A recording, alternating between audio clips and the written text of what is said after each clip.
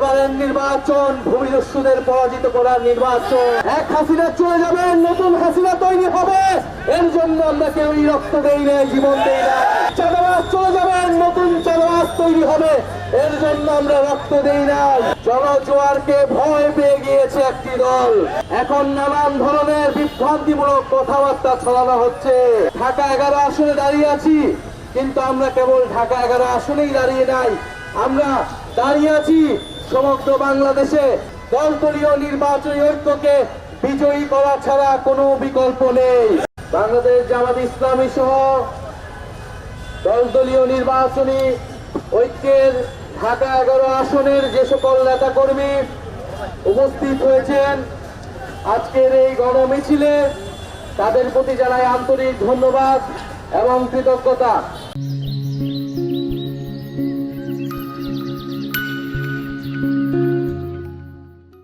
আজকের আমাদের এই গণমিছিলে উপস্থিত আছেন বাংলাদেশ ইসলামী ছাত্র শিবিরের সাবেক কেন্দ্রীয় সভাপতি, শ্রমিক কল্যাণ ফেডারেশনের মহাসচিব এবং এই ঢাকা 11 আসনে জামাত কর্তৃক মনোনীত প্রার্থী অ্যাডভোকেট আতিকুর রহমান আতিক। অ্যাডভোকেট আতিকুর রহমান আতিক এই ঢাকা 11 আসনে দীর্ঘদিন ধরে জনগণের পক্ষে কাজ করে গিয়েছেন, জনগণের সাথে মিশে গিয়েছেন। অ্যাডভোকেট আতিকুর রহমান যেই ইনসাফের, যেই দুর্নীতিমুক্ত, সন্ত্রাসমুক্ত ঢাকা 11-র প্রতিশ্রুতি দিয়েছিলেন, সেই একই প্রতিশ্রুতিকে বহাল রেখে আমি ঢাকা 11 আসনে দলের পক্ষ থেকে আমাদের নির্বাচনী কার্যক্রম আনুষ্ঠানিকভাবে শুরু করছি। আমরা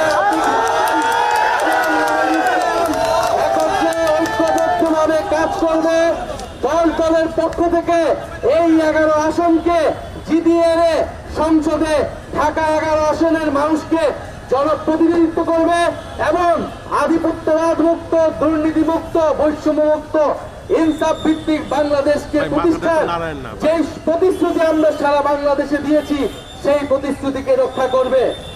প্রিয় উপস্থিতি, আমরা ঢাকা 11 আসনে দাঁড়িয়ে আছি, কিন্তু আমরা কেবল ঢাকা 11 আসনেই দাঁড়িয়ে নাই, আমরা দাঁড়িয়ে আছি সমগ্র বাংলাদেশের প্রতিটি আসনে দলীয় নির্বাচনী ঐক্যের পক্ষে যে সকল প্রার্থীরা রয়েছেন, আপনারা সকলে মিলে জনগণের পক্ষে, বাংলাদেশের মানুষের পক্ষে, যেই নতুন বাংলাদেশের পক্ষে আমরা কাজ করে যাচ্ছি, সেই পক্ষে আপনারা দলের প্রার্থীদেরকে বিজয়ী করে সংসদে পাঠাবেন।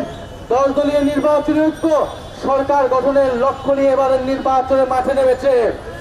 আমরা মনে করছি বাংলাদেশে গণ-অভ্যুত্থানের পরে যেই নির্বাচন, 16 বছর ফ্যাসিবাদী ব্যবস্থার পরে যেই নতুন নির্বাচন, যেই নতুন বন্দোবস্ত প্রতিষ্ঠার জন্য, যেই গণতন্ত্র প্রতিষ্ঠার জন্য, ইনসাফ প্রতিষ্ঠার জন্য এই নির্বাচনকে সফল করতে হলে, এই নির্বাচনের মাধ্যমে বাংলাদেশকে এগিয়ে নিয়ে যেতে হলে দলীয় নির্বাচনী ঐক্যকে বিজয়ী করা ছাড়া কোনো বিকল্প নেই। প্রিয় সংগ্রামী বন্ধুগণ, বাংলাদেশে আমরা গণ-অভ্যুত্থান করেছি, হাজারো মানুষ শহীদ হয়েছে, রক্ত দিয়েছে। এই বাড্ডা, ভাটারা, রামপুরা এলাকায় ছাত্র জনতা রক্ত দিয়ে, জীবন দিয়ে ফ্যাসিস্টদেরকে প্রতিহত করেছিল। আমরা গণ-অভ্যুত্থান করেছিলাম কেবল একটা সরকার বদলের জন্য না। এক হাসিনা চলে যাবে, নতুন হাসিনা তৈরি হবে, এর জন্য আমরা কেউই রক্ত দেই না, জীবন দেই না। এক চাঁদাবাজ চলে যাবে, নতুন চাঁদাবাজ তৈরি হবে, এর জন্য আমরা রক্ত দেই না।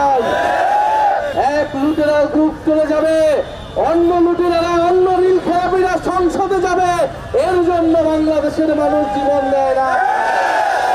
প্রিয় সংগ্রামী বন্ধুগণ, আমরা জীবন দিয়েছিলাম বাংলাদেশে সংস্কার হবে, গণতন্ত্র প্রতিষ্ঠা হবে, মত প্রকাশের অধিকার প্রতিষ্ঠা হবে, সমাজে ইনসাফ প্রতিষ্ঠা হবে, বাংলাদেশের সার্বভৌমত্ব কায়েম হবে এবং সাম্য প্রতিষ্ঠা হবে।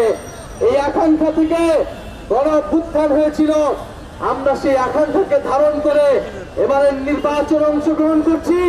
এবারের নির্বাচন ক্ষমতা কাঠামো পরিবর্তনের নির্বাচন, দেশ সংস্কারের নির্বাচন, সারা বাংলাদেশের ছাত্র জনতা শ্রমিক মহিলা আমাদের পক্ষে যেভাবে রাস্তায় নেমেছে, বাসায় বাসায় গিয়ে প্রচারণা করছে, জনজোয়ারকে ভয় পেয়ে গিয়েছে একটি দল।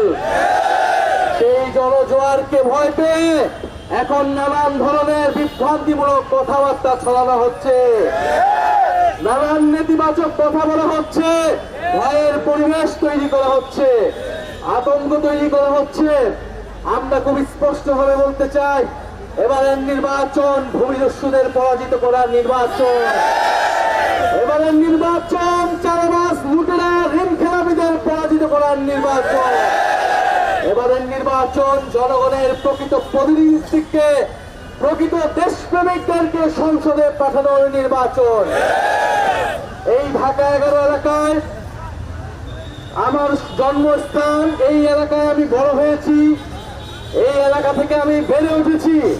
এই ঢাকা 11, এই বাড্ডা, বাহাটারা, রামপুরা ঢাকার এত কাছে হওয়া সত্ত্বেও ঢাকার সকল নাগরিক সুযোগ সুবিধা এই এলাকায় আসে নাই। সুবিধা বঞ্চিত একটা এলাকা হিসেবে এই বাড্ডা, ভাটারা, সাঁতারকুল, মেরাই, ফকিরখালী এই এলাকায় মানুষ নানান সমস্যায় জর্জরিত। এই এলাকার দীর্ঘ সমস্যা হচ্ছে ট্রাফিক জ্যাম, গ্যাস সংকট, বিদ্যুৎ সংকট, চাঁদাবাজ এবং সন্ত্রাস। আমরা কথা দিচ্ছি, আমরা এই এলাকার এই সমস্যাগুলো নিয়ে কাজ করব, সমস্যার সমাধান করব, চাঁদাবাজ এবং সন্ত্রাসকে সম্পূর্ণভাবে নির্মূল করব।